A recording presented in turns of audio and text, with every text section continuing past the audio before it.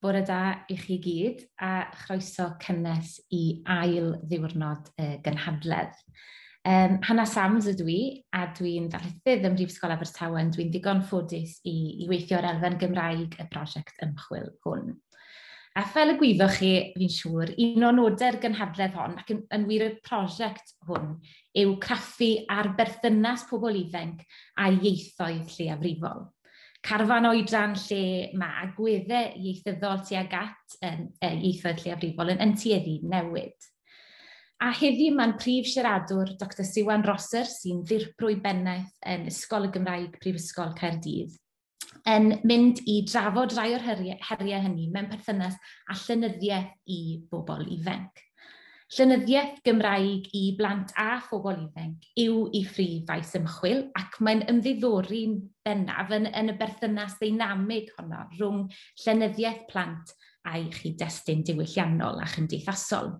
Yn arbennig yng nghyd-destun ieithoedd lleiafrifol, a dyna ffocws i chyfrol mwyaf diweddar, sef darllen y dychymyg creu ystyron newydd i blant a phlentyndod yn llenyddiaeth Gymraeg y bedwaredd ganrif ar 15, a gyhoeddwyd gan wasg Prifysgol Cymru, a oedd hefyd ar restr fer llyfr flwyddyn 2021. At hynny fe enillodd y wobr goffa honno y wobr goffa Sir Ellis Griffith, ynghyd â chyhoeddi'n eang yn y maes, mae Dr Rosser yn cyfrannu'n gyson at y drafodaeth gyfredol ym maes darllenwyr ifanc, ac fe'i chomisiynnwyd gan Gyngor Llyfrau Cymru i lunio arolwg o lyfrau plant a phobl ifanc. Ers gyhoeddi'r adroddiad hwnnw yn 2017, mae argymhellion yr adroddiad bellach yn lliwio strategaeth y Cyngor Llyfrau yn y maes. Heddi, mi fydd Siwan yn trafod Ysgogi darllenwyr, Llenyddiaeth Gymraeg i darllenwyr ifanc. Felly croeso cynnes iawn i chi, Siwan.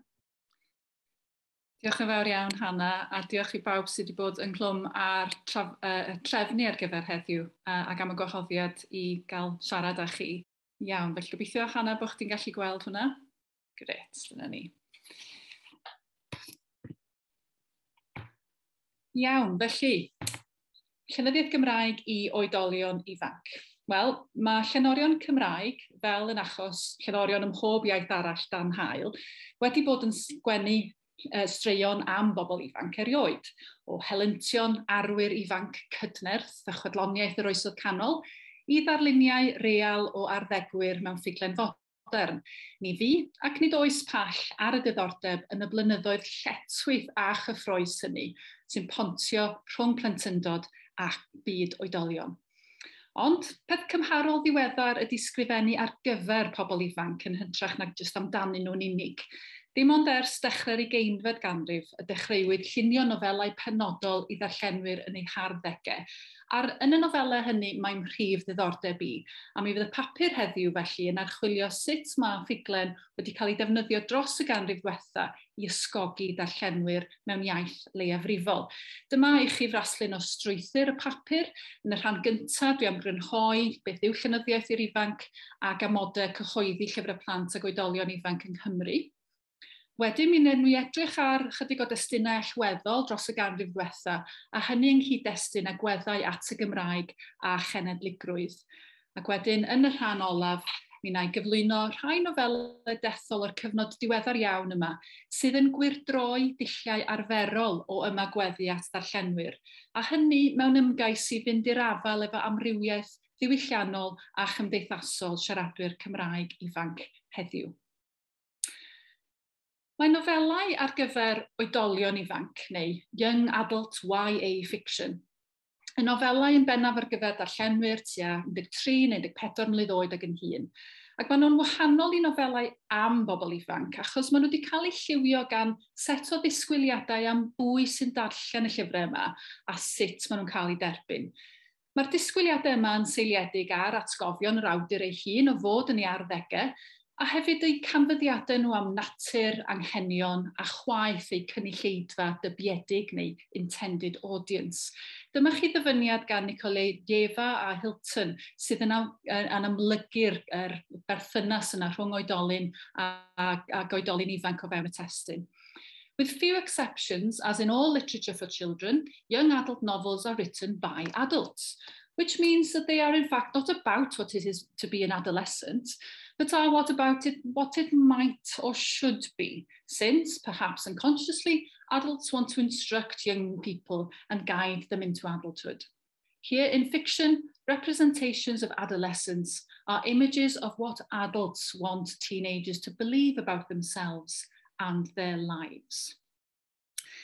Mae yna nifer o ddylanwadau yn pwyso ar awdur a chyhoeddwr mewn unrhyw iaith wrth geisio ysgogi person ifanc i gydio mewn llyfr yn y lle cyntaf a chael bydd o'r profiad o'i ddarllen. Ond pan da ni'n trafod ffuglen oedolion ifanc yn Gymraeg, mae rhaid i ni ystyried bod ffactorau eraill ar waith, ffactorau nad ydyn nhw o reidrwydd yn berthnasol i iaith fwyafrifol fel y Saesneg. Drwy amlygu'r ffactorau yma eu heffaith ar nofelau Cymraeg heddiw, gobaith ydy byddwch chi'n gweld cymariaethau a chyferbyniadau gyda sefyllfa'r ieithoedd lleiafrifol dych chi'n ymddiddori ynddyn nhw. A gobeithio felly bydd hynny'n fodd i ni agor trafodaeth maes o law a rhannu arferion da am rôl llenyddiaeth wrth adfywio ieithoedd. Felly ddechrau te chydig o amlinelliad am y ffactorau sy'n siapio'r diwylliant cyhoeddi blant a phobl ifanc. Gan fod y Gymraeg yn iaith leiafrifol sydd hefyd yn iaith swyddogol ac yn gyfrwng addysg i tua 16% o'r boblogaeth ifanc, buddiannau addysgol ac ieithyddol, nid masnachol, ydy prif yrwyr y diwydiant cyhoeddi. Da ni'n cynhyrchu llyfrau i gefnogi datblygiad addysgol pobl ifanc. Ond hefyd, maen nhw'n cael eu cynhyrchu gyda'r bwriad o'i darbwyllo nhw i ddewis darllen testun mewn iaith leiafrifol a gweld yr iaith honno fel rhan bwysig o'i hunaniaeth gweithaf holl bresenoldeb atyniadol y diwydiant a diwylliant Saesneg. Yn ogystal, strwythurau nawr cyhoeddus nid diddordebau ac elw masnachol sy'n cynnal hyfywedd economaidd y diwydiant. O ganlyniad, falle nad ydy y diwydiant yn ddibynnol ar fympwyr farchnad agored, ond mae'n gallu cael ei ansefydlogi gan wasgfeydd ariannol a newidiadau mewn blaenoriaethau gwleidyddol, economaidd ac addysgol. Cymrychu'r sefyllfa bresennol eleni. Bod y gweinidog addysg wedi penderfynu rhoi hwb i'r diwydiant cyhoeddi plant drwy ymrwymo i brynu llyfr i bob disgybl ysgol yng Nghymru mwyn ysgogi cariad at darllen, dim ond 6 blynedd yn ôl oedd hi, pan wnaeth y gweinidog diwylliant ar y pryd fygwth torri dros 10% oddi ar gyllideb Cyngor Llyfrau Cymru, sef y corff sydd yn darparu grantiau i gynhyrchu llyfrau yn Gymraeg. Mi fyddai'r toriad hwnnw wedi cael effaith uniongyrchol ar nifer ac ystod y llyfrau Cymraeg a'ch gynhyrchir i bob oedran.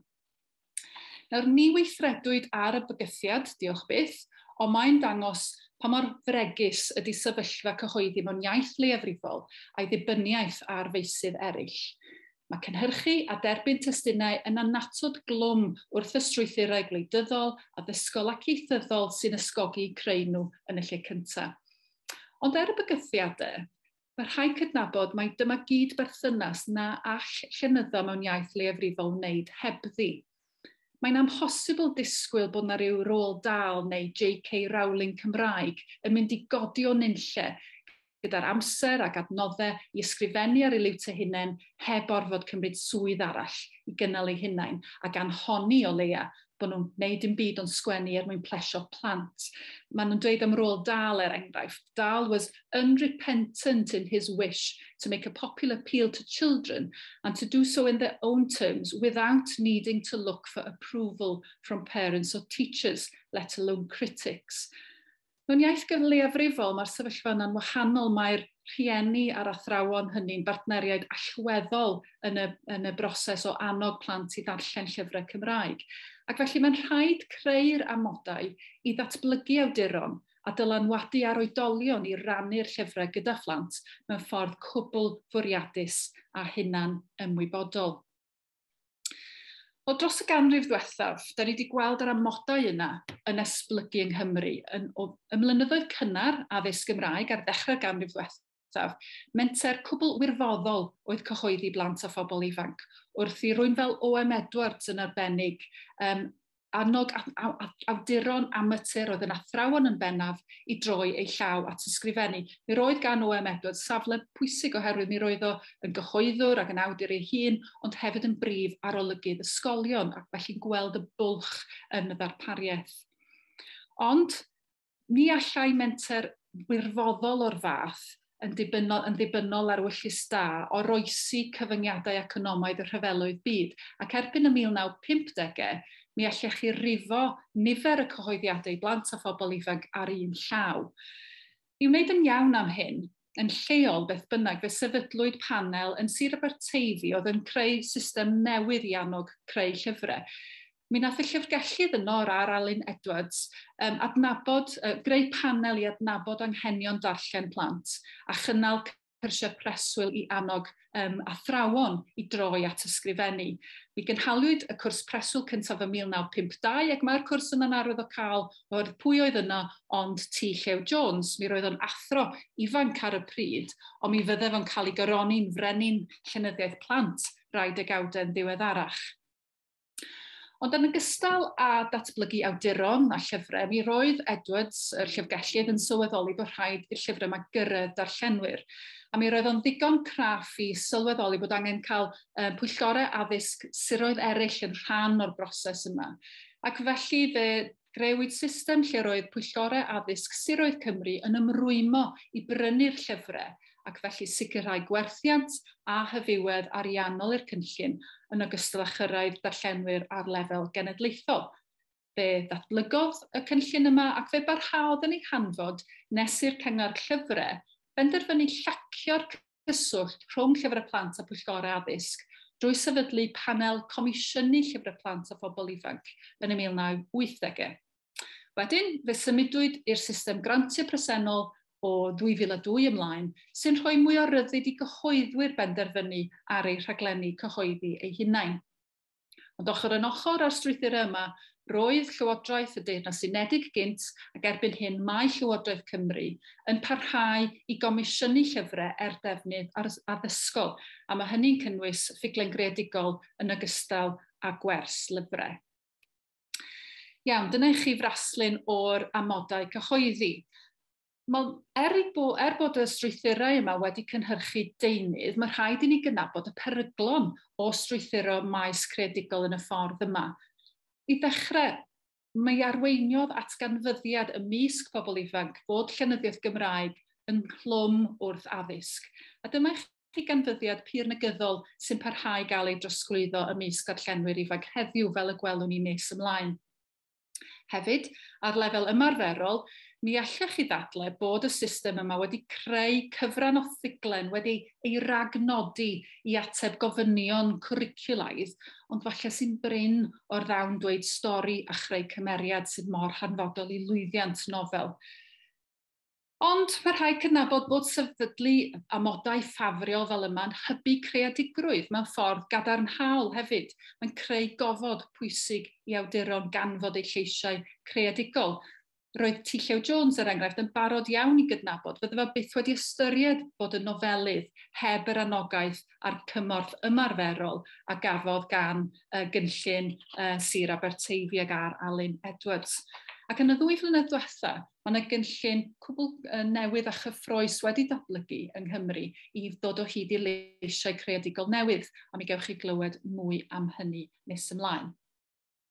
Nawr, dwi'n cyfaddo bod fi wedi rhoi dipyn o sylw i'r strwythurau yma ac yn amodau, oherwydd mae hynny'n rhanfodol mwyn i ni ddeall y ffyrdd amrywiol mae awduron wedi mynd ati i geisio ysgogi darllenwyr dros y cyfnod diwethaf.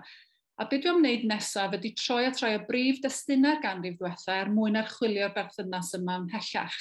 Nawr, mi welwn ni'n fuan iawn bod ymwybyddiaeth o safle ymylol y Gymraeg a'i diwylliant yn treiddio drwy ffuglen oedolion ifanc drwy'r degawdau.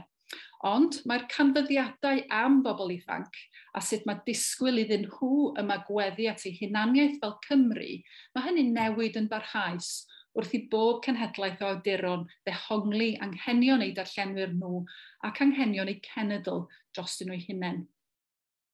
Felly dyma I chi ddechrau rhyw ganrif yn ôl gyda'r nofel Cwrs y Llu gan Elizabeth Mary Jones, oedd yn cael ei hadnabod dan yr enw Moelona. Dyma I chi athrawes gafodd ei ysbrydoli gan O.M. Edwards I ysgrifennu a chyhoeddi, ac mi ddoth I amlygrwydd fel awdur teulu bach Nantwyr 1913. Nofel o 1927 ydy Cwrs y Llu, stori am 4 ffrind o'r Gymru wledig. Maen nhw'n cael ei galw'n blant y breintiau. Maen nhw'n freintiedig oherwydd iddyn nhw gael cyfleoedd oedd y tu hwnt I freuddwydio neu rhieni. Yn fechgyn a merched sy'n bwysig, maen nhw'n cael gwerthfawrogi eu diwylliant eu hunain, ond hefyd drwy'r ysgol maen nhw'n dysgu am ieithoedd tramor, yn ymweld â chanolbarth Ewrop ac yn edrych ymlaen at fynd i'r brifysgol yn ferched a bechgyn, cofiwch. Ond mae'r rhyfel byd cyntaf yn dod I darfu ar eu cynlluniau nhw. Ond yr gweithodd y rhyfel, maen nhw'n cael y cyfle I wireddu potensial ac yn bwrw ati I weithredu dros ryddid, dros heddwch a brawdgarwch. Nawr fel I rhagleunydd teulu bach Nantwyr, dydy'r nofel yma ddim yn cuddio'r ffaith mai llyfr ysgol ydy hi mewn gwirionedd. Mae yna ddyfyniadau llenyddol I agor bob penod, mae yna ymerferiadau a geirfa yn y cefn. Mae'r cymeriadau hefyd yn aml yn mynegu arwyddocâd yr hyn maen nhw'n dweud yn amlwg yn eu sgwrs nhw. Enghraifft, ar ddiwedd y nofel, mae'r 4 cyfaill yn dweud bod nhw'n mynd I fwrw ati I weithredu dros Gymru drwy fod yn athrawon ac yn awduron llyfrau. Ac mae un yn datgan yn hyderus, pe bai pob un person ifanc deallus yn cydweithio fel yma, fe ellid gwneud rhyfel yn amhosibl a newid wyneb y ddeiar. Nid angst tyfu fyny, ydych chi'n gael yn y nofel yma, sy'n ei gwneud hi'n wahanol iawn I nofelau YA, cyfnod diweddar. Does o ddim sôn yng Nghwrs y Llu am newidiadau corfforol ac emosiynol y cymeriadau, does am cyfeiriad at ryw na gwrthryfela. Yn lle darlunio'r cymeriadau neu aeddfedu, be welwch chi mewn gwirionedd ydy nhw'n cynrychioli Cymru yn aeddfedu ac a'r Gymraeg yn dod I ddeall ei lle ar lwyfan y byd. Mae'r nofel I mi yn bwysig, oherwydd mae hi'n dangos y ffordd yr oedd ieuenctid neu pobl ifanc yn cael ei lleoli yn y disgwrs cenedlaetholgar ar y pryd. Dyma I chi disgwrs oedd yn cynnwys mudiad ieuenctid yr urdd, yr neges o ewyllus da a heddwch oedd yn cael ei hanfon ar ran ieuenctid y byd yn flynyddol o 1922 ymlaen, ac hefyd sefydlu y Blaid Genedlaethol yn 1925. Nawr, fe roedd Moelona'n rhan ddiwiog a gweithredol o'r disgwrs yma. Oedd hi'n gefnogol iawn i'r urdd yn lleol, i'r Gyngres Geltaidd hefyd, yn aelod o'r Blaid Genedlaethol yn y dyddiau cynnar. Ac felly yn Cwrs y Llu, da ni'n gweld hi yn rhoi ymateb ffuglenol mwyn herio hegemoni ieithyddol a diwylliannol Prydain ymerodrol ac yn mynnu lle i'r Cymru ac i'r Gymraeg ar fwrdd o gwmpas bwrdd cenhedloedd y byd. Fel Moelona, athro a chenedlaetholwr oedd T. Llew Jones hefyd, ond yn wahanol i'r awdur blaenorol, nid gweld ffuglen fel ffordd I addysgu ddarllenwyr oedd T. Llew. Rhywbeth I gyffroi'r emosiynau yn sicr oedd nofel iddo fo. Ac o 1958 ymlaen, fe fwrodd ati I gynhyrchu barddoniaeth, straeon byrion a phlyd o nofelau hanesyddol yn llawn rhamant a chyffro. Ac ar yr olwg gyntaf, mae'r deunydd yma yn cynnig dihangfa byr i'r darllenydd rhag amgylchiadau'r presennol. Fe greodd fydoedd cyflawn Cymraeg I iaith, gyda'i deryddiaeth yn ymestyn o'r Llewyn Cymru draw i'r Caribi. A does ddim arwydd o'r awydd addysgiadol yna y gwelsoch chi yn nofel Moelona gynt. Dim amcanion moesol amlwg na chenedlaetholgar, ond hytrach gofynion y stori antur sy'n gyrru'r plot yn y nofelau yma. Nawr, mi roedd o'n sgrifennu ar gyfer oedran iau mae rhaid I gyfaddau, yn anelu at grŵp oedran dydwch chi 10 I 12 oed, ond yn berthnasol i'r drafodaeth heddiw, mae prif gymeriadau ein nofelau o fel arfer yn ddynion ifanc, charismatig, yn eu harddegau hwyr neu geiniau cynnar yn hytrach na phlant. Ac nid pobl barchus ydy'r arwyr yma chwaith. Fe wnaeth tu llew oedd o troi dihirod y gorffennol, lladron y gorffennol yn arwyr cenedlaethol. A mi roedd hynny falle'n adlewyrchiad o natur ddireidus a gwrthsefydliadol yr awdur ei hun. Ond yn hynny beth, fe allech chi ddweud bod yna adlewyrchiad yn fan hyn o sefyllfa wleidyddol y Gymraeg yn y 1960au a'r 70au. Oherwydd mae'r arwyr yn cael eu cymell i weithredu yn aml gan anghyfiawnder y system wladwriaethol Brydeinig. Mi gymrwn ni'r nofel Barti Ddu enghraifft am yr môr leidr adnabyddus. Na'r ffarmwr digon cyffredin oedd Bartholomew Roberts, cyn i drefn fileinig y presgang Prydeinig ei orfodi fo'r llynges.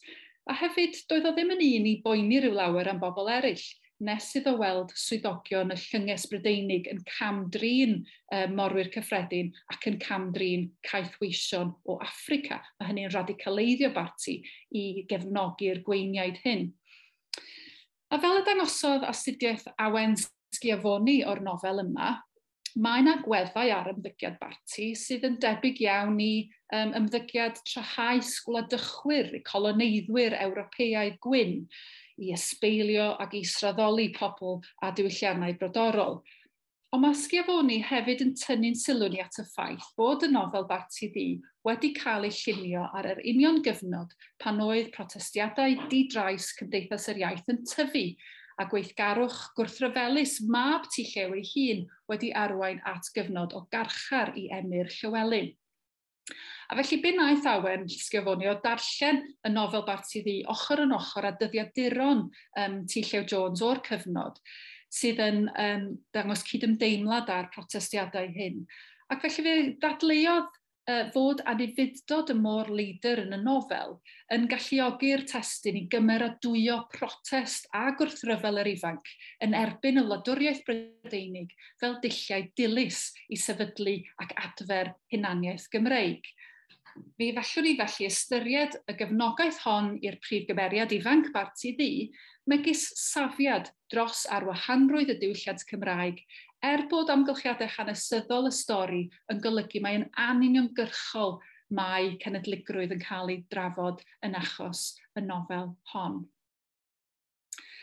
O symud ymlaen wedyn i'r 1980au, roedd y diddordeb mewn anturiaethau rhamantus a chyffroes yn dechrau edwyno a'r diddordeb i dargedu pobl ifanc a straeon perthnasol iddyn nhw yn sicr ar dwf.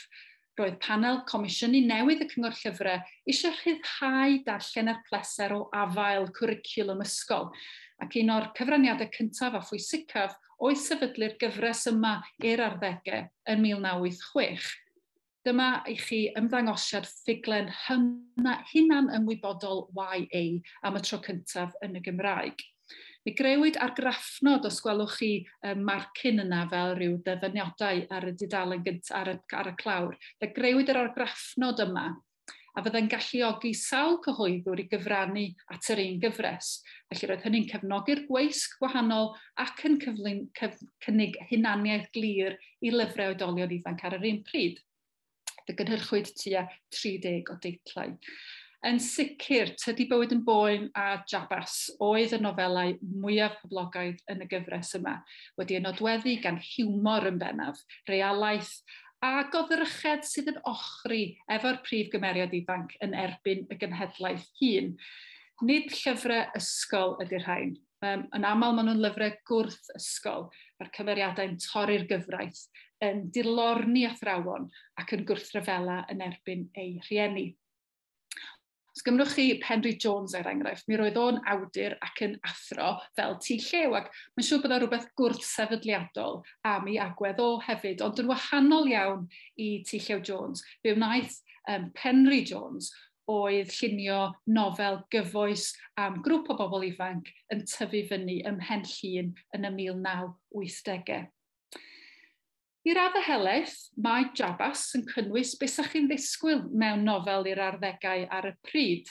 Wedi'r cyfan, roedd y ffurf yma'n boblogaidd iawn erbyn y 1980au. Roedd llyfrau Saesneg Judy Blume a dyddiaduron Adrian Mole wedi poblogeiddio'r drafodaeth am broblemau prifio neu growing pains, lletwythdod carwriaethol ac arbrofi efo cyffuriau ac alcohol.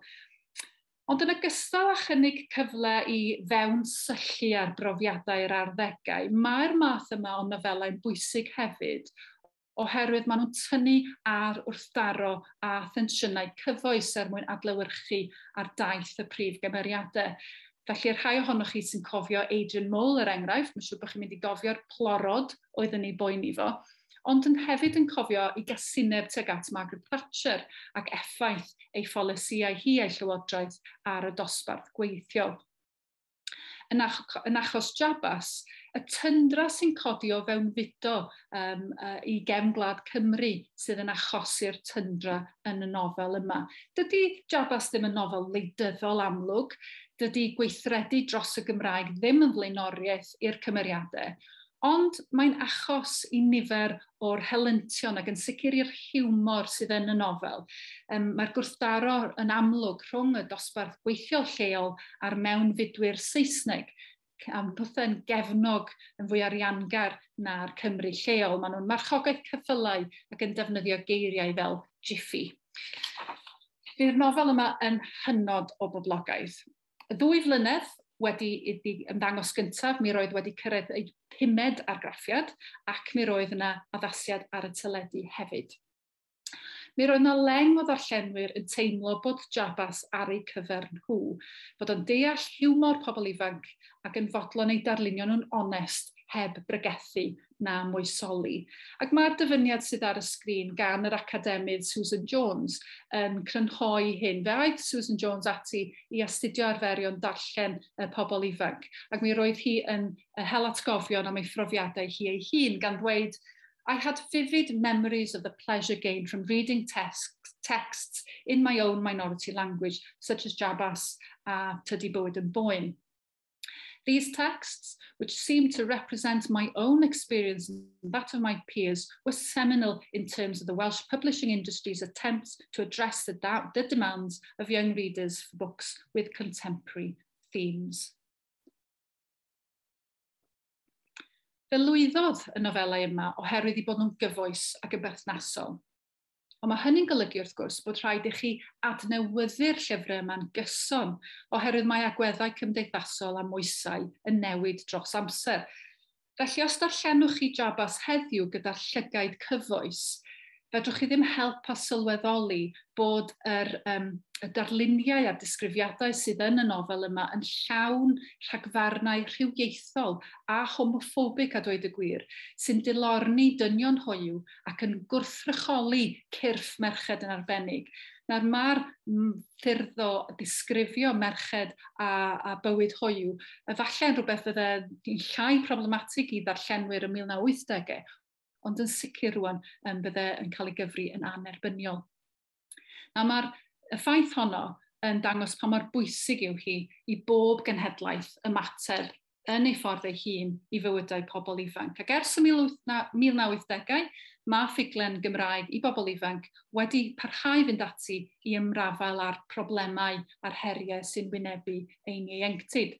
Ar y cyfan, maen nhw'n destunau realaidd yn disgrifio bywydau bob dydd ag ysgol ag ati, ond mae'n ddiddorol sylwi rai awduron fel Lleucu Roberts daflunio'r tensiynau y mywydau pobl ifanc a'r fydoedd dystopaidd dyfodolaidd. Enghraifft, yn Anwyl Smotyn Bach o 2008, mae hi'n dychmygu ymdrechion y siaradwyr Cymraeg olaf i achub y Gymraeg rhag difodiant yn wyneb ymlediad cyfundrefn totalitaraidd Americana. Wedyn, y nofel Yr Ynys 2017, da ni'n gweld adeiladu cymuned Gymraeg ei iaith a'r ynys bellenig wedi rhyfel niwclear. Ac mae'n iasol meddwl bod y disgrifiad yma o'r rhyfel yn cael ei egluro fel yma. Mae'n dweud bod y rhyfel wedi esbarduno gan gweryla rhyngwladol a ddechreuodd yn 2016 a dwi'n dyfynnu pan fu farw gwirionedd. Mae darllen testunau dystopaidd fel y ddwy yma yn gwbl erchill ar hyn o bryd, a ninnau'n tystio i chwant dinistriol totalitariaeth Putin yn Wcrain. Mi fu yna gyflenwad pur gyson felly o nofelau dros yr 20 mlynedd diwethaf, ond efallai mae'r gwir amdani ydy na chafwyd digon o fuddsoddiad uchelgeisiol i ehangu maes ffuglen pobl ifanc yn Gymraeg. Dydy system newydd y cyngor llyfrau o gynnig grantiau bloc i weisg ddim yn gwarantu gwerthiant iddyn nhw, nac yn ei cymell i gyhoeddi mathau penodol o deitlau. Felly prin ydy'r gweisg sydd wedi bod efo'r adnoddau a'r cymhelliant i flaenoriaethu datblygu nofelau sylweddol i oedolion ifanc. O ganlyniad, mae'r duedd wedi bod i ddibynnu ar arian llywodraeth, arian yr adran addysg i gomisiynu ffuglen YA. Ond mae hynny'n dod gyda'r disgwyliadau arferol, mae rhaid i chi blesio panel o athrawon yn bennaf sydd yn bwrw golwg dros y testunau yma cyn cael eu cyhoeddi. Cryfder Jabas ei debyg oedd mae testun allgyrsiol o Jabas yn bendant, ond prin bod nofelau oedolion ifanc ers hynny wedi gallu enyn yr un math o ymateb neu rhyw fath o cult following a dweud y gwir. Mae prawf anecdotaidd o hynny i weld yn yr ymatebion dwi'n gael pan byddai'n holi myfyrwyr ym Mhrifysgol Caerdydd am eu hatgofion darllen. Mae unrhyw un sydd falle efo oedran ni neu'n hun, falle'n gallu enwi Jabas neu tydi bwyd yn boen, ond mae unrhyw un dan 30 fel arfer yn cael trafferth enbyd i feddwl am unrhyw deitl, ac fel arfer dim ond y llyfrau oedden nhw'n gorfod i darllen yn yr ysgol sy'n dod i'r cof. Ac yn hynny y beth, mae sylwadau Llyr Titus yn gwbl nodweddiadol. Dyma i chi ddarllenydd brwdfrydig iawn, yn llenor a Robryn sydd wedi ennill yn yr Urdd ac wedi ennill gwobr Tir na Nog am lyfr i blant. Ond mae'n ymddangos na chyfrannodd nofelau oedolion ifanc yn Gymraeg o gwbl at ei ddatblygiad llenyddol. Doeddwn i ddim yn ddarllenwr mawr nes i mi ddechrau ar gyfres Harry Potter ac yn hwyrach ddeunydd Terry Pratchett a brofodd yn bryr ddylanwadol medda fo. Rhaid cyfadda nad oes gen i fawr o atgof o ddarllen llyfrau Cymraeg dylanwadol ym mlynyddoedd cyntaf fy narllen. Yr argraff roeddwn ni'n gael wrth ddarllen deunydd i bobl ifanc oedd ei bod unau yn siarad i lawr efo fi, neu bod yn trio'n llawer rhy galed i fod yn cool. Mater o chwaith oedd hynny dybwn ni. Doeddwn ni chwaith ddim yn hoff o ddeunydd T. Llew Jones yn groes i'r helyw. Mae'r farn hon yn cael ei hategu mewn arolygon ac astudiaethau ar ddarllen dros y 20 diwethaf gan gynnwys gwaith Susan Jones, nes i gyfeirio ati ddiweddarach, a hefyd fy arolwg i ar lyfrau plant o 2017. A dyma chi grynodeb o'r prif ganfyddiadau. Sef yn gyntaf bod agweddau negyddol a ddarllen llenyddiaeth Gymraeg yn dod yn ymlycach wrth i blant drosi o'r sector cynradd i'r uwchradd. Lleiafrif sy'n dewis darllen Cymraeg o'i gwirfodd, ac mae'r mwyafrif yn ystyried llyfrau Cymraeg yn llai perthnasol, yn llai diddorol ac yn fwy anodd i'w darllen na llyfrau Saesneg. A'i ymateb i ddiffygion yn yr ddarpariaeth mae'r sylwadau yma? Wel, mae yna beth gwir yn hynny. Does o ddim cysondeb yn nifer a rhychwant y safon y cyhoeddiadau. Ac fe sylwch chi edrych ar enillwyr gwobr Tir na Nog ar gyfer llyfrau oedran uwchradd, fel arfer middle grade readers sydd yn darllen. A'n aml iawn, mae yna rhywbeth sydd yn amlwg yn ffuglen oedolion ifanc yn dod i'r brig. Hefyd, mae'r awydd yna i addysgu'r darllenydd yn dal i gael ei weld yn cael dylanwad ar destunau i'r oedrannau hŷn hefyd. A fe welwch chi hyn mewn nofelau hanes sydd wedi cael ei sgrifennu dros y 5 mlynedd diwetha. Ac yn y math yma o nofelau, ydych chi'n gweld y prif gymeriadau yn cael ei gosod mewn safle darostyngedig y fewn y narratif, ac maen nhw fel sy'n nhw'n gofod dysgu am wirioneddau'r gorffennol mwyn symud ymlaen. Maen nhw'n bron derbyn y negeseuon sydd wedi cael ei gosod ar eu cyfer nhw. A dyma'r siarad i lawr mas Llyr Titus yn sôn amdano, sy'n nacau rôl weithredol i'r darllenwyr yn y broses darllen. Ystyriwch Castell Siwgr er enghraifft gan Angharad Thomas. Mae hon yn nofel bwerus a symbolaidd bwysig iawn. Dyma'r nofel gyntaf i ymwneud â pherthynas Cymru a'r farchnad gaeth wasaeth a dylanwad teulu o Gymru yn arbennig ar y farchnad honno. Mae'n nofel bwerus fel sonio sy'n enwedig yn yr adran sydd wedi ei ysgrifennu o bersbectif Africanes ifanc sydd ar blanhigfa sy'n eiddo i deulu o Gymru. Ond fel y mae'r adolygydd Sara Borda Green yn dweud, mae'r adrannau sydd wedi lleoli yng Nghymru ag adrodd o safbwynt Cymraes ifanc yn gyndyn rhoi lle i'r darllenydd ganfod a dirnad ergydion moesol a chyfoes y nofel drostyn nhw hunain. Mae'n deud ar y degau mae'r nofel yn ymgorffori meddylfryd gwerthredu mor ddyfel nes ei bod yn bygwth dychymyg a gallu'r darllenydd i ddod i'w gasgliadau ei hun. Na ôl straen ar y deulog, cymeriadau fel petai nhw'n darlithio. Mae hynny'n cyfyngu'r gofod i ddarllen rhwng y llinellau, rhywbeth sydd yn cyfoethogi darn o ffuglen wrth i'r darllenydd ryngweithio ag ef. Yn gyffredinol felly, o edrych ar rychwant y ganrif, fe welwn fod fflachiadau chwareus a dychmygus wedi bod yn hanes llenyddiaeth Gymraeg i oedolion ifanc, a bod y rheini wedi creu cryn argraff ar ddarllenwyr ar y pryd. Ond fe welwn hefyd fod gorddibyniaeth ar ateb gofynion addysgol wedi cyfyngu ar nifer, ystod ac arddull llyfrau'r fath, gan arwain at sefyllfa lle mae ysgogi darllenwyr ifanc i ddarllen ar pleser yn her barhaus. Ond yn rhan olaf y cyflwyniad heddiw, mi hoffwn i gyflwyno rhywbeth mwy cadarnhaol gobeithio, sef cnwd o nofelau sydd ar potensial i wirdroi'r sefyllfa yma. Fe ddechreuwn ni â llyfr glas Nebo gan Manon Steffan Ross, wedi gyhoeddi yn Saesneg gyda llaw yn ddiweddar iawn, dan y teitl The Blue Book of Nebo. Dyma nofel sydd wedi gwneud mwy na'r un nofel yn y cyfnod diweddar i gyrraedd darllenwyr newydd. Mi enillodd fedal ryddiaeth yr Eisteddfod yn 2018, ond ar y pryd doedd hi ddim yn cael ei adnabod fel nofel pobl ifanc. Doedd na ddim arwydd ar y clawr o hynny oedd gwbl fwriadol ar ran y cyhoeddwyr. Ond mae'r awdur Manon Steffan Ross yn barod iawn i gydnabod mai fel nofel oedolyn ifanc nath hi sgrifennu hon. Ond canlyniad osgoi'r label yna ydy rhyddhau'r nofel o afael awdurdod yr ysgol. Ac mae darllenwyr di-ri felly wedi cael eu cyfareddu gan ddarlun y nofel o fywyd mab a mam wedi tanchwa niwclear, un dyfodolaidd dystopaidd ydy hon hefyd. Mae'r nofel yn cael ei chamol am ymdrin a themau perthnasol ac amserol am yr amgylchfyd, ac hefyd am fod yn nofel rwydd i'w darllen sydd yn adlewyrchu'r iaith gyfoes. Mae'n arwyddocaol hefyd mai dyma'r gymoliaeth sy'n cael ei roi i lyfr arall enillodd llynedd Tu ôl i'r awyr gan Megan Hunter a enillodd wobr llyfr y flwyddyn y llynedd.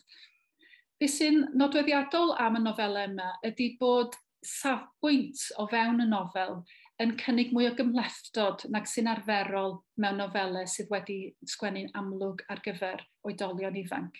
A mi ddaw hynny'r amlwg gobeithio wrth i ni gymharu llyfr glas Nebo gyda'r ynys nes i sôn amdani yn gynharach. Fe gomwysynwyd yr ynys gan Lleucu Roberts gan yr adran addysg, ac mae'n cynnig ffantasi amgen mewn byd ôl-apocalyptaidd, ac lle mae'r Saesneg yn cael ei eithrio yn gyfan gwbl. Ond canlyniad hynny ydy bod ni'n pwysleisio safle breintiedig y Cymru, ac mae'r prif gymeriad gwawr yn derbyn ei dyletswydd etifeddol i gynnal y diwylliant Cymraeg a chybwyd gan mam un yn dilyn rhyfel niwclear dinistriol. Felly gwawr sydd yn arwain yr ymgyrch i ddychwelyd i'r famwlad ac i adfywio Cymru. Nawr i mi, mae'r nofel felly'n amlygu disgwrs cenedlaetholgau'r hanfodaidd essentialist sy'n breintio tras ac yn cymell yr ifanc i ysgwyddo eu cyfrifoldeb dros barhad yr iaith, hyd yn oed mewn byd dystopaidd. Mae gwawr yn derbyn y dyletswydd hon oherwydd mae hi'n disgynydd uniongyrchol i mam un ac yn teimlo y pwysau hanesyddol yna arni hi i weithredu. Ar y llaw arall, mae llyfr glas Nebo yn archwilio potensial ymryddhaol dystopia i siaradwyr Cymraeg.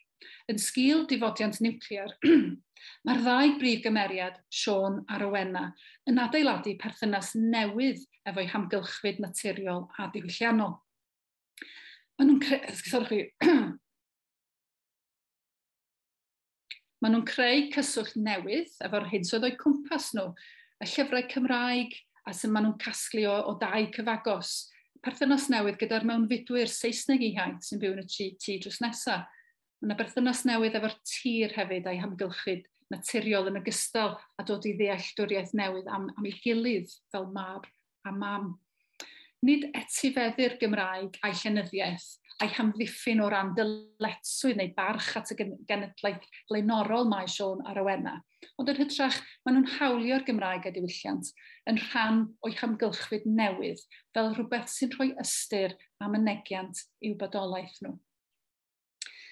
Yn Llyfr Glas Nebo ac mewn nofelau eraill am siaradwyr Cymraeg trefol aml ddiwylliannol, dydy hunaniaeth ddim yn beth sefydlog nac unigol. Yn hytrach, mae hunaniaethau'n lluosog ac yn hylifol ac yn cael ei hadeiladu nid gan dras a gan bwydach chi'n perthyn iddo fo, ond yn hytrach mewn cyd-berthynas gydag amrywiaeth ieithyddol, ethnig a diwylliannol Cymru heddiw. Drwy ymateb i fywydau'r Cymru ifanc, drwy realaeth neu ffantasi, yr hyn sy'n gyffrous am y nofelau yma ydy bod nhw'n barotach i gydnabod amrywiaeth a hybrydedd ein hunaniaethau Cymreig. Yn lle pegynnu'r Gymraeg a'r Saesneg ar wahân i'w gilydd a pwysleisio'r gwrthdaro rhyngddyn nhw, mae yna archwilio'r mannau lle mae diwylliannau ac ieithoedd yn cwrdd, gan ddarlunio Cymru ifanc yng nghyd-destun ei realiti dwyieithog beunyddiol. Yn lle galw ar y cymeriadau a'r darllenwyr i ryw ymglywed a dyletswydd i achub y Gymraeg, maen nhw'n amlygu sut y gall yr iaith berthyn i'w profiadau nhw, i bywydau bob dydd ac yn bwysicach eu bywydau y tu hwnt i'r dosbarth. Nawr i mi, does o ddim enghraifft fwy pwerus o hyn na'r gyfres newydd sbon i oedolion ifanc, sef y 5. Cyfres o 5 nofel sydd yma, gan olygyddiaeth Elgan Rhys, dramodydd a chyfarwyddwr. A mi dynodd ynghyd 10 awduron i sgrifennu rhain. 5 awdur profiadol ond sy'n ifanc o hyd, a 5 awdur cwbl newydd rhwng 15 ac 20 oed. A mi aethon nhw ati wedyn i lunio straeon ffuglenol am Tim, Tammy, Anic, Robin a Cat. Maen nhw'n creu rhywbeth unigryw yn y Gymraeg fan hyn, ac mi fyswn ni'n dadlau bod yn unigryw i YA, i ffuglen oedolion ifanc rhyngwladol hefyd. Oherwydd dyma chi brosiect awduro cydweithredol cynhwysol sy'n rhoi lleisiau ifanc wrth galon y creu. Mae'r digwyddiadau sydd yn y nofel yma yn eitha cyffredin mewn un ffordd. Maen nhw wedi lleoli o gwmpas bywyd ysgol ac yn adlewyrchu themau cyfarwydd am bwlio, cyfeillarwch, arholiadau ac yn y blaen. Ond yr hyn sy'n gosod y gyfres ar wahân ydy iddi gael ei chreu mwyn rhoi llais i brofiadau a hunaniaethau sydd ddim yn cael eu cynrychioli fel arfer mewn llenyddiaeth Gymraeg. Felly beth wnaeth y prosiect yma o cydweithio gydag awduron di, asiaidd, trawsrhyweddol, anabal ac awtistig, a'i grymuso nhw i ymwneud ac i uniaethu efo llenyddiaeth Gymraeg ac i roi cynnig ar adrodd eu straeon nhw am y tro cyntaf. A'r hyn sydd wedi greu felly yw cyfres boliffonig sy'n trafod yr un sefyllfaoedd, ond drwy leisiau a safbwyntau gwahanol, ac felly wrth ddarllen, ydych chi'n cael eich gwahodd i gamu allan o sgidiau un cymeriad a'i weld o bersbectif y llall. A mae hynny'n tanseilio'r syniad bod yna un safbwynt canolog i'w gyfleu. Mae e hefyd yn gwirdroi'r anghydbwysedd grym arferol mewn ffuglen YA rhwng yr awdur oedolyn a'r darllenydd ifanc. Yn hytrach, mae arddull amleisiol y 5 a chyfraniad pobl ifanc go iawn i'r broses awduro yn dyfnhau ac yn cymlethu perthynas y darllenwyr a'r testunau. Mae arian cyhoeddus sydd tu ôl i'r fenter yma fel y lleill o'i blaen. Drwy osod lleisiau pobl ifanc yn ganolog i'r broses greadigol, mae'r gyfres yma yn rhoi'r Gymraeg egni i ymgysylltu â darllenwyr ifanc. Ac mae hynny'n digwydd mewn ffordd sydd yn datod y clymau arferol rhwng llenyddiaeth Gymraeg ag addysg ysgol. O ganlyniad, mae'r ieithwedd yn fwy beiddgar na'r hyn sydd i gael fel arfer mewn llyfrau. Dydy'r llyfr yma ddim wedi mynd drwy banel o addysgwyr mwyn ei gymerodwyo. O ganlyniad, mae'r iaith yn fwy llafar, mae'n fwy cymysglyd ac amrwd, ac mae'n llithro yn ddeuieithog rhwng gofodau real a rhithiol y cymeriadau ifanc yn rhwydd. Mae'n nes at y ffordd hylifol a chreadigol mae pobl ifanc yn defnyddio'r Gymraeg ar lafar ac ar-lein nag sydd yn arferol mewn llenyddiaeth draddodiadol. Bwriad gwaith ymchwil sydd gennau ar y gweill ydy archwilio i ba raddau mae'r arddull yma yn llwyddo i ysgogi darllenwyr yn wahanol i destunau'r gorffennol. Ac ydy'r math yma o destunau yn llwyddo i gael darllenwyr ifanc i adlewyrchu ar ddisgyrsiau a lle'r Gymraeg mewn disgyrsiau cyfoes, trawsffiniol ynghylch hunaniaethau a chynrychiolaeth.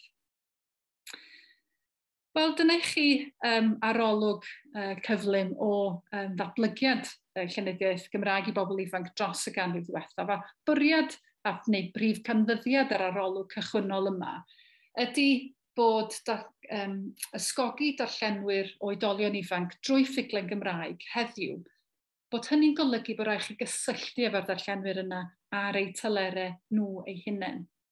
Mae rhaid cydnabod bod nhw'n gallu delio gyda cymlethdod ac amwysedd. Rhaid chi gofio, maen nhw'n tramwyo myrdd o negeseuon cyferbyniol bob dydd ar eu ffrydiau digidol, a maen nhw'n gofod dysgu gwahaniaethu rhwng gwir a chelwydd ac rhwng yr hyn sydd yn niweidiol iddyn nhw a'r hyn sydd yn fuddiol. Ond mewn nofelau pobl ifanc yn y Gymraeg, mae yna duedd wedi bod i symleiddio'r cymlethdod yma ac i osod darllenydd a'r prif gymeriadau mewn safle goddefol o fewn y nofelau, sy'n golygu bod disgwyl iddyn nhw dderbyn y negeseuon parod sy'n cael ei darparu yn hytrach na'i canfod nhw drosyn nhw hunain. Mae rhaid i ni fynd i'r afael efo hyn mwyn gwrthweithio effaith ymagweddau negyddol a ddarllen yr pleser yn Gymraeg. Yr hyn mae llyfr Glas Nebo a'r 5 yn arbennig yn ei ddangos ydy fod modd canfod ffyrdd amgen dychmygus o adlewyrchu'r brofiadau'r ifanc a bod gwneud hynny'n gwbl hanfodol os ydym ni eisiau gwneud darllen Cymraeg yn weithgaredd dewisol, nid gweithgaredd gorfodol un pobl ifanc. Diolch yn fawr iawn i chi.